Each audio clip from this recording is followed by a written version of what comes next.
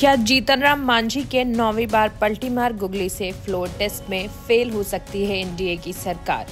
क्या है गणित, जानिए मॉर्निंग न्यूज पर। बिहार में एनडीए वाली नीतीश सरकार 12 फरवरी को फ्लोर टेस्ट में बहुमत साबित करने वाली है, पर अभी तक बहुमत साबित करने के गणित में एनडीए के 128 विधायकों का संख्या बल बहुमत के 122 के आंकड़ों से 6 अधिक है।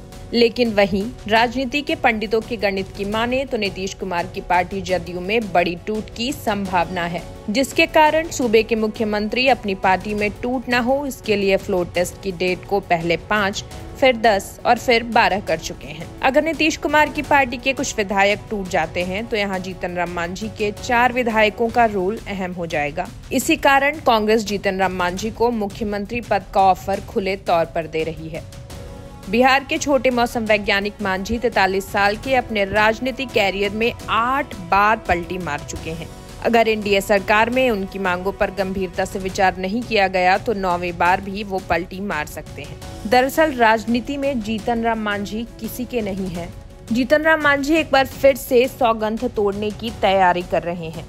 आइए एक नजर डालते हैं जीतन राम मांझी कब कब पाला बदल चुके हैं। 78 साल के मांझी ने अपने राजनीति सपने में कैरियर में दौड़ लगाने की पहली शुरुआत 1980 में की। कांग्रेस नेता और पूर्व मुख्यमंत्री जगन्नाथ मिश्रा के सहयोग से और फतेहपुर सीट से पहली बार विधायक की टिकट मिली और वे विधायक बन गए। विधायकी से मंत्री पद पाने का सफर। 1983 में चंद्रशेखर सिंह की कांग्रेस सरकार में मांझी राज्य मंत्री बने। 90 के दशक में कांग्रेस ने बिंदेश्वरी दुबे, सत्येंद्र नारायण सिन्हा और जगन्नाथ मिश्रा को सीएम बनाया, पर मांझी का मंत्री पद का कोटा 1990 तक सुरक्षित रहा। मंडल और कमंडल काल में लालू और राबड़ी का उदय। मंडल और कमंडल की राजनीति के दौर 1990 के चुनाव में लालू के नक्षत्र का उदय हुआ। इस साल कांग्रेस बुरी तरह हारी, जिसमें जीतन राम मांझी की भी हार हुई और बदलते मौसम को देखते हुए मांझी ने जनता दल ज्वाइन कर ली और लालू के करीब जाने लगे। 1996 में लालू ने जब राष्ट्रीय जनता दल बनाया तो मांझी उनके साथ थे। 1996 के उपचुनाव में बाराचट्टी विधानसभा सीट से जीतन राम मांझी चुनाव जीत गए। साल 2000 में भी मांझी की जीत हुई। 1996 से 2005 तक मांझी लालू यादव और राबड़ी की सरकार में मंत्री रहे। नीतीश से प्यार, लालू से ब्रेकअप। लालू राज से तंग लोगों ने नीतीश कुमार पर भरोसा जताया और 15 साल के लालू राज का अंत हुआ। इसके बाद मांझी लालू को छोड़ नीतीश के साथ अपनी राजनीति पारी खेलने को तैयार थे। वे नीतीश का दामन थाम बाराचट्टी सीट से एक बार फिर विजयी हुए। 2008 में नीतीश कुमार ने उन्हें मंत्री बनाया। 2010 के विधानसभा चुनाव में जीतन राम मांझी ने अपनी सीट बदल ली और वे जहानाबाद के मखदुमपुर सीट से जेडीयू के टिकट पर लड़े और विजयी हुए। 2014 में मोदी राज और मांझी बने मुख्यमंत्री।